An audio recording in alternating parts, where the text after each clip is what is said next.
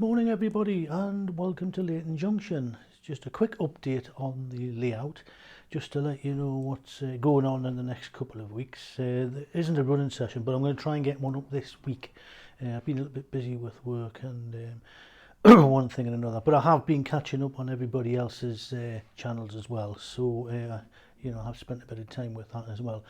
As you can see in the background is the latest acquisition, which is my Bachmann Class 20, which we will feature on the next running session, and I'll do a quick little intro into that one and a little history into the English Electric Company as well, which made a lot of these engines.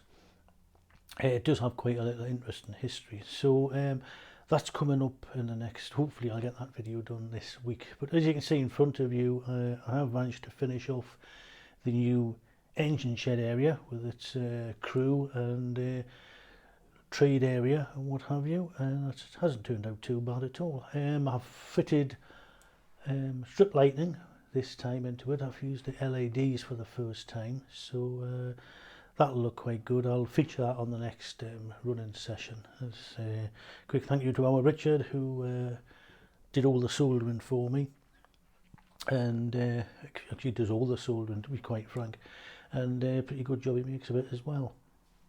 So yes, as you can see, the engine shed area is finished.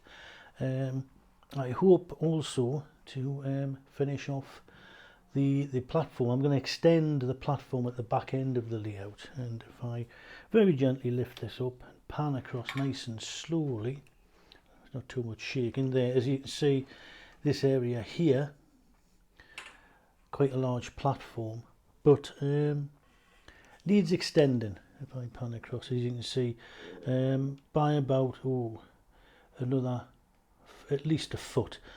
So, and then I'm going to put lighting in there and make a whole new area for passengers and what have you. So yes, if I pan across gently, I try to, without too much wobbling about. If you just bear with me here a minute, and we go to our workstation. There you go. As you can see, finally I have finished the signal gantries that they are to install. As you can see, there you go. I have finally managed to finish these. What these are just, if I come in closely without blurring too much there, these are what do you call 3 aspect ratio signals, and they are ground based signals, what you would put on your track. And all I've done is painted the plastic gantry, super glued them on, and they come with I think it's 4 wires. The black wire with the solenoid is obviously a positive, and then they come with a red lead, a green lead and an orange lead, and that's the colours for the actual signal. And for my purpose, all I wanted was green and amber, so I snipped the red and the amber light wire off, leaving me just the 2 wires, which is the green and the black. Makes it much simpler when you come to wire into an AC adapter. And again, I did the same with the other lights, snipped off the wires that I didn't need and just left the amber wire, which is the amber light on the signal. And all I've done the wiring, as you can see here, I don't know if you can quite see, that's the wiring there, and really it is, you can't see it I suppose, but it's masked reasonably well. Once this is in situ, hopefully you'll not notice. We'll soon find out, as they say. But anyway, yes, I finally managed to get them finished, and what the plan is to put them in situ and then just glue them together, and then job done. And other projects, I shall spin back round. Other projects, if you bear with me, sorry about that people. Other projects are, let me see, what am I going to do? At the far end, I'm going to try and incorporate a small tunnel I've been watching Dave Howarth completely rebuilding his layout, which I'm thoroughly enjoying.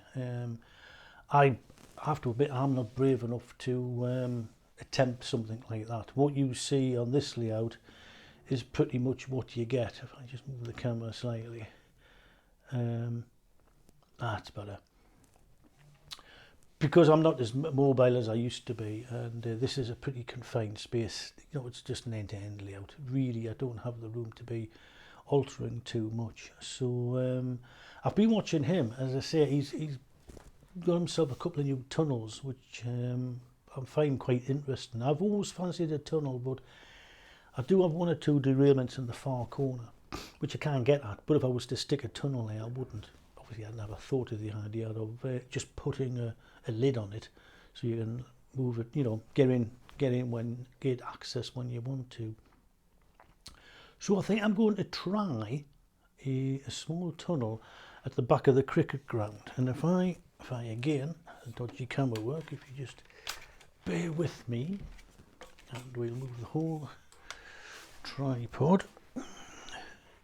This area here at the back, where the houses are, I was thinking possibly a small tunnel there. The back of the cricket ground isn't too bad. I'm quite happy with that. But just this little area here at the very back, where you can see where the trees are, looks a little bare. So possibly going to try one and see what it looks like. The danger is making the layout looking overcrowded. That's the problem. So anyway, I might try a small one, see what it looks like. That's my next project. And if it looks naff, well, I can easily just remove it. But we shall see anyway. So I'll just put this tripod down and bear with me a minute. Oh, that's better. Right, sorry about that. Right, so there you go. That is hopefully in the next couple of weeks we shall get that new station going. I've got all the bits and pieces. It's just finding time to do it. So and hopefully I'll be able to get a video up in the next couple of weeks, and I'll be featuring my class 20, and haven't made my mind up what else to put on yet. I've got some new carriages, so we'll probably do them, and I'll have a brief history on English Electric Company. I keep mentioning them. They built most of British Rail's engines when they were modernising, and they have a really interesting history. So I'll have a quick little synopsis on that as well, and hopefully we'll see you in the week. So thanks for watching. Bye bye.